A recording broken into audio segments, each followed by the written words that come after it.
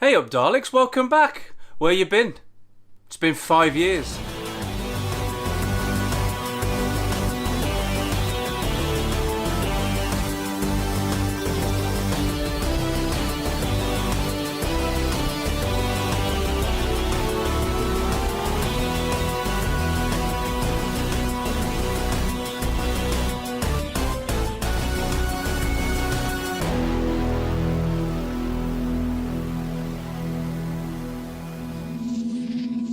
Hello, my name's Chris, what's yours? Welcome back to Marathon Man, where I'm going through Doctor Who from the very beginning, and you join me as we begin Season 9. If Season 7 had been a vigorous shake-up, and Season 8 had meant to be like a fine-tuning of that formula, which, you know, in my opinion, did have a bit of a rocky start, then Season 9 has always felt a little bit to me like Doctor Who levelling out. Like, still absolutely the same era that we've been in for the last 2 seasons, but with almost like a wistful combing over old memories as the era hits middle age. I've been keen to get to this season because the Pertwee era has always felt like the hardest one for me to get a grasp on when I'm not marathoning. So like when I'm not doing a Doctor Who marathon, it's the one that I find hardest to get to grips with. Do I like it? Do I dislike it? It's always felt a little bit translucent in my memories, and so I always find myself really keen to get to the Pertwee years. And Season 9 is his middle year. The Master is still around, but by no means a perennial presence. Likewise, the Brigadier and Unit. And its opener, this story, The Day of the Daleks, is always one... It never really stays constant whenever I watch it. Previously, I found it either passes by incredibly breezily or it bores me stupid. Now, it's quite short and it's got Daleks in it, so on paper, it really should pass by more breezily than it should bore me stupid. But the fact that on occasions in the past it has bored me stupid should illustrate how disappointed I have been in the times that it did that. This time though, I find myself probably closest to the middle ground between those two camps than I ever have been before. It absolutely did not bore me stupid, and it absolutely did pass by quite breezily, just maybe not as breezily as in the past. It's over fairly quickly and there's some nice moments along the way. It's just that even though I'm not by any means, by any stretch of the imagination, like bitterly disappointed by it, there is still something that I can't quite shake that feels quite hollow about it. And I think one of the biggest problems is the Daleks. It's the first time this Doctor is facing them, which is always an important milestone, but more than that, it's the first time they've been in the show in 5 years. This monumental foe, and arguably quite important strand in the show's DNA, was done away with at the end of Season 4, and it showed that it could carry on without them perfectly fine. So it carried on being Doctor Who without the Daleks for long enough that bringing them back is actually quite a big deal. Except this story is not a big deal. Now maybe it's because their presence in this story is really only because they were just inserted into an existing one to create a selling point. Because of that, they end up coming across fairly incidental. The stronger elements of Day of the Daleks don't actually come from the Daleks, which in my opinion finished this story as one of the weakest elements of it, but in fact from the time-bending plot in trying to assassinate Styles. When this is sort of supposed to be the big return of the Doctor's greatest enemy after so long away, the fact that they end up coming across as rather superfluous can't help but mean that the whole thing feels, you know, by degrees, a little underwhelming. Even if there does happen to be some good stuff happening elsewhere in the story. It has Daleks in the title, Day of the Daleks, and the story itself is much better at telling a different story from that. So the promise of the title doesn't exactly feel that lived up to, in my opinion. And even if that story that it is telling is actually, you know, quite good, the whole ends up, like I say, feeling jumbled. And I actually came away from this wondering if this attempt to sort of like insert the Daleks into a Third Doctor story without compromising on what defines that era is what contributed to a kind of like mishmash. But having thought about it, I then reached a different conclusion. Because that isn't what they tried to do at all. Like I said earlier, all they did was insert the Daleks into a pre-existing story to create a talking point for the first story of the season, which, you know, is a slightly less noble cause for a mismatch. Besides, even if they had tried to look at the Daleks through the Pertwee prism so as not to compromise on the show's feel at the time, then that would still have resulted in a compromise in another area, namely the Daleks.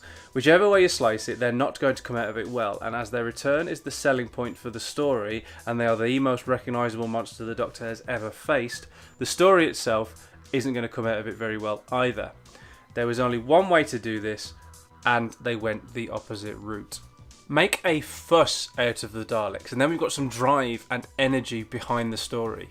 Go all out with the Dalekiness. I don't mean have loads of them, that would be impractical after all, but don't keep them out of view for as long as they are. Reintroduce them with some verve and pride instead of just a snap cut to them at their base. Don't have them as background generals for the majority of the story, and have some proper Doctor versus Daleks grandstanding. Otherwise, I can't help but feel, what's the point? I'm not even saying you have to regress the show to its earlier form just to make room for the Daleks either. Now, on these marathons, I try very hard not to look ahead and to take a marathon as it comes and to treat everything that I'm viewing as if it's the present tense. But when I was watching Day of the Daleks, I couldn't help but think ahead to the very next story, which is a great example of bringing back a foe from the show's past while crafting something new and in keeping with Doctor Who's current flavour. It can be done, it just very much isn't here, and that's to the stories and the Daleks' detriment. This was a golden opportunity, more so than a lot of Doctor Who stories, and the fact that it feels somewhat squandered to me, yes, does feel like a disappointment. However, all that said, I wasn't completely disappointed because there are still lots of other good stuff here. Firstly, the time loop generated by going back into the past to assassinate somebody to save the future, only to set that future in motion, that is something we've all seen several times since. It's pretty much a time travel sci-fi convention, and this is Doctor Who's, like the granddaddy of time travel science fiction shows' first attempt at it, and it's only getting round to it at the beginning of its 9th year. It does it very well too. The gorillas are all well drawn, and that particularly. Anna Barry, although obviously a contemporaneous actor, does somehow seem to have flown in from the future. Now, let's leave aside how it would seem progressive to have a woman in charge of a military expedition in 1972, because that would simply imply that a gnat feels like she's come from the future, when we know she does, because we're told she does. But I actually mean Anna Barry herself feels like she's time-travelled to be here. I mean, she's a great actor in a well-written part, which would obviously help, but watching her, I feel like there's something about her look, and especially in some of her acting choices, which conspire to make me think she's from nowadays, transported back to the early 70s. Some television performances from the time can feel theatrical, but she doesn't. She gives a screen performance. It's very grounded, and it's very minimal. And in the same story as Aubrey Woods as the controller, that really does make her feel from of a different time. Now, obviously, Anat and the controller are from the same time period, but having her performance be so calibrated and minimalist, and in essence make her feel ahead of her time, it really does help sell this idea that Anat is a woman out of time. A bit like she's acting for a 21st century single camera TV show, but instead being filmed for a multi-camera 20th century one. And it's a really great performance actually, one that I happen to think is quite unsung. But as well as the time-travelling mercenaries, Day of the Daleks also tackles this sci-fi trope itself in quite a fun way, in that initially it sets up the whole thing as a ghost story, which strikes me as an incredibly clever thing to do. Sci-fi meets horror. I mean, yeah, of course, you're well acquainted with this show, and that being sort of Doctor Who's wheelhouse, but I just happen to think that it's a very Doctor Who way of approaching this sort of like fairly familiar concept now, and I applaud it for it. When we get to that upset future, humanity overthrown by Daleks, which by the way doesn't feel as it should, to be honest, another casualty of probably just cutting them out of one story and pasting them into this one. When we get there, the controller becomes a very interesting person to spend time with, mostly through Aubrey Wood's well-mannered and precise performance, but also through some fairly nifty writing. His performance is almost the complete opposite of Anna Barrow's. He is stagey rather than screeny, but that doesn't hamper the results, in my opinion. He isn't the villain he first appears to be. He's just a coward who rolled over and showed his belly. And that gives Woods something really interesting to play, and he gets his teeth into it. And so does Pertwee. I've had a rather suspicious relationship with his Doctor recently, but here he's absolutely fantastic. Snobbing off about wine and cheese is pitched exactly right, and it manages to come across as endearing and charming rather than insufferably pompous, which, it had every danger of doing. Better still is when he argues with the controller when he reaches the future. Now, this righteous indignation, when aimed at the right target, is devastating from the Third Doctor and is one of his greatest strengths. It's when he's at his best as a character, and so to see it here in a story which feels far too inconsistent and empty to be truly engaging, it is incredibly welcome. There is a slightly troubling part of the story where he just guns down a couple of Ogrons, and I know that doesn't sit right with me, and I know it doesn't with a lot of other fans, and it's really interesting hearing Terrance Dicks talk about this particular part of the story in the retrospective documentary. The way it was directed, the shot needed to stay, apparently, and so we're left with a rather incongruous moment. And, we can point to the Ice Warriors being hurled into the sun in the Seeds of Death, and, Solomon being blown up in dinosaurs on a spaceship. But I don't know. Solomon less so, because I still don't really think that. I don't know. I have to wait till I get to dinosaurs on a spaceship to fully make my mind up about that. But the thing about the Ice Warriors being hurled into the sun, while I did have a problem with it, it feels more germane than this, and it might just be the really stark image of the Doctor pointing and firing a gun, which feels so unusual, that makes this one stand out like it does. Either way, I wish they'd cut it out, but according to Terrance Dicks they couldn't, even though he wishes they had as well. Then there's the infamous "Any complications?" No complications. And the Daleks have less than satisfactory Dalek voices, and they're just, they're parts of the story that are just there, unfortunately, and I've just got to suck it up. But it means that I find myself, docking points from Day of the Daleks. For those three things, really. Not a point each, otherwise we'd be way down. Just I don't know, I'm already feeling that the Daleks aren't particularly well handled or made enough of a fuss of. They feel basically just bolted in, which I know that they were, and that harms both them and the story. And then, the Doctor firing a gun and just killing two Ogrons, which feels out of character. The Dalek voices being rubbish, and then no complications. I'm finding myself can't ignore it, so I have to factor that into the overall score of the story. And yes, there's the special edition now which redoes the Dalek voices, and just like the animations of Missing Stories, I am glad that they exist as an alternative. So the special edition existing as an alternative, great, fine. But I feel like to fully appraise the stories, I should favour the originals. After all, for example, Kinder has had its special effects redone, but I still think the original is fantastic. So it's not like I'm averse to television practices of the time, and it's not like I let them affect my enjoyment of a story, unless they happen to be quite bad even in the context of the time that they were made. Because I wouldn't be able to get on with classic Doctor Who at all if that were the case. It's just that even taking all that into account, these Dalek voices are just crap. The Doctor's handling of Jo is better pitched this time as well. It's the playful side of Caustic when he opines that he's glad she's gagged and so cannot talk. Moments like this make me think that Pertwee has misjudged moments slightly in the past when I've found him hard to get on with, rather than it being me disagreeing with the writing. The instance in The Demons where he chastises Jo for doing something exactly like he just did a few seconds after he'd done it exactly the same way, and almost worded exactly the same as well.